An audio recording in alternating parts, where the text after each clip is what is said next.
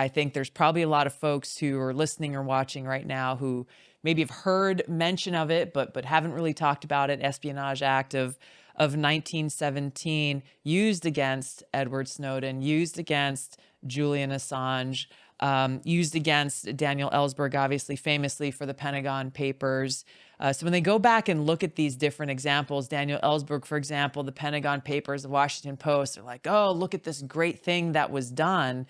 And yet we fast forward a few years to the Obama administration, where more than any other president, he prosecuted people, charged and prosecuted people under the Espionage Act. Can you talk a little bit about that? What is wrong with the Espionage Act and how it's being abused, and how it can be fixed, if it can be? See, I have trouble separating that because I see that blending in with all that they do.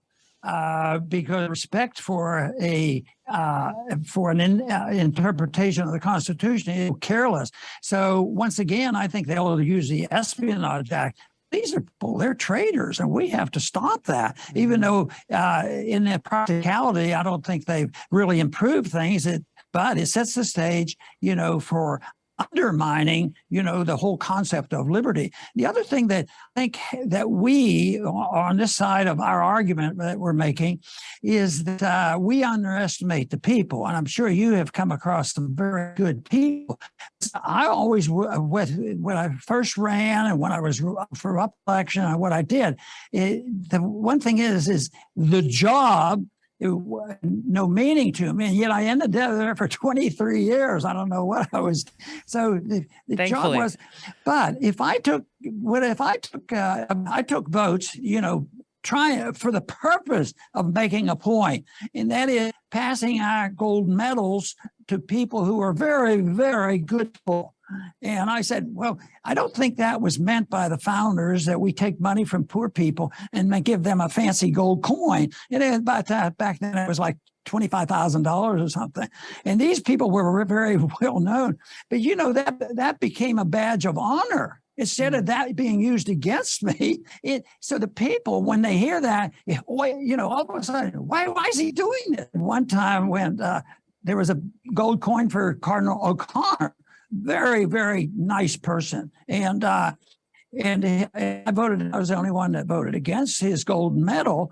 And we talked on the phone, and I explained it to him. I called him, and he said, "Oh, no, that's no problem." But the people who were they were so outraged. It was like 430 to 1, and we have to have it. We have to have it unanimous. And in a way, all of a sudden, if you're making a point of telling the truth, that your one vote becomes equivalent to their nonsense, Interesting. And the New York Times called my staff on that vote, and they said, well, why voting against theirs? Is he against all Catholics?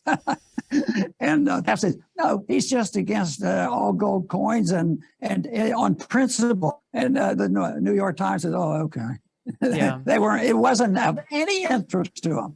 It was just that, well, he could be, maybe he has a history of being against Catholics or something.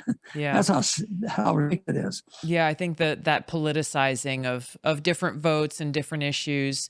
And, the more that I've learned about the Espionage Act, the more I've seen how it is one of those things that sounds like it has good intent of being able to prosecute true and willful traitors to our country, but instead has been one of those things that's literally been weaponized as a political tool to go after those who whistleblowers who expose truths about those in power that they are embarrassed by, or that make them look bad, or expose, frankly, even perhaps the illegal or criminal acts that have been conducted in the name of government. And